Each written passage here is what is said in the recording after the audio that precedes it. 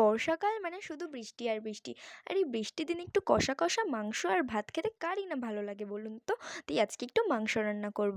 তাই প্রথমে আমি পেঁয়াজ, আদা, রসুন কেটে রেখেছি। আর ছোটোবেলা থেকেই দেখে এসেছি যে বাটা মশলা খাওয়া হয়, তাই আমিও বাটা মশলা দিয়ে রান্না করতে শিখেছি। আর সত্যিই তো বাটা মশলার টেস্টই আলাদা হয়। তো সব মশলাগুলো আমি বেটে নিয়ে আলুটাকে একটু লাল লাল করে ভেজে নিয়েছি।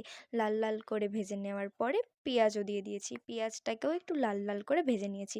তারপরে টমেটো আর কুচি কুচি করে রাখা লঙ্কাও দিয়ে দিয়েছি।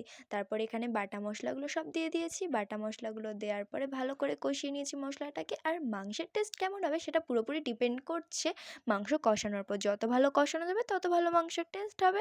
তাই আমিও ভালো করে কষিয়ে নিয়ে আলুগুলো দিয়ে দিয়েছি। আলুগুলোর সাথে কষিয়ে পরিমাণ মতো জল দিয়ে ফুটিয়ে নিয়েছি। তারপরে বাড়িতে একটু বেগুন রাখা ছিল, তাই একটু বেগুনও ভেজে নিয়েছি। ব্যাস আর কি, সার্ভ করে নিলেই রেডি আমাদের মাংস ভাত। ভিডিওটা ভালো লেগে থাকলে লাইক করে পাশে থাকবেন।